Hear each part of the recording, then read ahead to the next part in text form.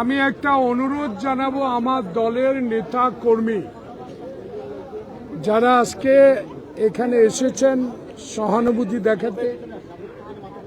আপনারা সবাই নিপীড়িত, নির্যাতিত আমার মতো। অনুগ্রহ করে 5টা মিনিট কেউ একবারে সাইলেন্ট থাকি। 5টা মিনিট। প্রিয় সাংবাদিক বন্ধুগণ, আপনারা জানেন 2011 সালে 6 জুলাই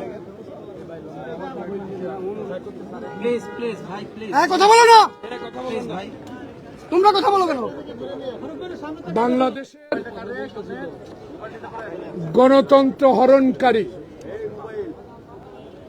বাংলাদেশের মানুষকে হত্যাকারী, বাংলাদেশের সংবিধান নষ্টকারী, বাংলাদেশে মানবাধিকার লঙ্ঘনকারী, দেশের সব সংবাদপত্র বন্ধকারিণী শেখ হাসিনা ওয়াজেদ 16টি বছর বাংলাদেশে বিনা ভোটে সরকার হয়ে নিপীড়ন নির্যাতন চালিয়েছিল।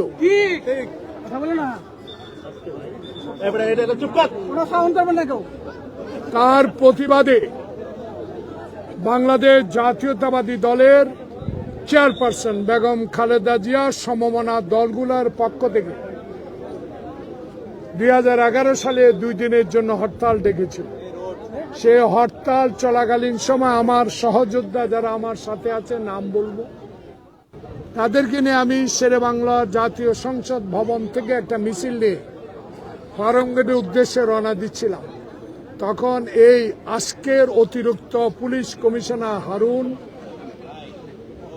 এবং তৎকালীন তেজগাঁর উপ সহকারী না কি ছিলেন বিপ্লব বড়ুয়া, বিপ্লব কুমার ও তার অধীনস্থ সকল পুলিশ অফিসার ও সিপাহীগণকে নিয়ে আমাদেরকে বাধা দেয়, আপনারা সংসদ ভবন থেকে 1 মিনিটও বের হতে পারবেন না। কথা কাটাকাটি এক পর্যায়ে আমরা যখন বেরিয়ে পড়লাম, তখন হঠাৎ আমি দেখি আমার মাথায় রক্ত। যে দৃশ্যগুলো এখানে যেসব টেলিভিশন আছে তাদের কাছে রক্ষিত আছে বলার দরকার নেই। আমাকে লাঠিপিটা করে মাথা আঘাত করেছে, আমার লিগামেন্ট ছিঁড়ে দিয়েছে এবং একটু পিছনে যান, আমি একটু দেখাই। এবং লাঠির আঘাতে দেখুন, লাঠির আঘাতে আমার বাম কিডনি অচল হয়ে গেছে। সেটা আমেরিকা, সিঙ্গাপুরে চিকিৎসা করানো হয়েছে। আমার বন্ধু আশরাফুদ্দিন নিজান নির্দেশ প্রাপ্ত হয়ে একটি মামলা দায়ের করতেই আসছিলেন এই শেরেবাংলা নগরে। তখনকার পুলিশ কর্মকর্তা ভিতরেও ঢুকতে দেন। মামলা নেন নাই, মামলা কোর্টে করা হয়েছে। সেই মামলা তদন্ত হয়ে 3 দিনের মাথায় সেই মামলা বাতিল করে দেওয়া হয়েছে। কিন্তু দুর্ভাগ্য বন্ধুরা, প্রিয় সাংবাদিক বন্ধুগণ যারা আমার সামনে ডানে বামে আছেন, সবাইকে আমি ব্যক্তিগতভাবে চিনি। আমি একজন রাজনৈতিক কর্মী, আমি একজন মুক্তিযোদ্ধা, অস্ত্র ধরে দেশ স্বাধীন করেছি।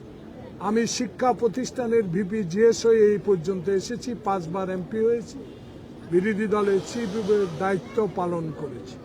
এরকম নির্মম আঘাত, নির্মম অত্যাচার আমি আর কোনোদিনও কোনো স্বৈরাচার সরকার করেছি কিনা দেখিনি। তখন আমার বিরুদ্ধে পুলিশ বাদী হয়ে একটা মামলা করেছে, সেই মামলা এখনো আমাকে হাজিরা দিতে হয়। এই হলো করুণ ইতিহাস। তাই আজকে আপনাদের প্রশ্নের উত্তর একটাই সরাসরি, আজকে সুযোগ হয়েছে ছাত্র সমাজের রক্তের বিনিময়ে, জনতার রক্তের বিনিময়ে দেশ গণতন্ত্রের পথে এগিয়ে যাচ্ছে। আল্লাহ পাকের কাছে আমি খোকন জন্য আবু সাইদ খোকন সহ যারা এই আন্দোলনে হাসিনার পদত্যাগকে বাধ্য করতে আন্দোলন করে যারা জীবন বিসর্জন দিয়েছেন, আজকে এই শেরেবাংলা নগর থানার সামনে থেকে তাদের জন্য আল্লাহ পাকের কাছে এই জোহরের নামাজের পরে দোয়া করি আল্লাহ পাক যেন তাদের বেশ নসিব।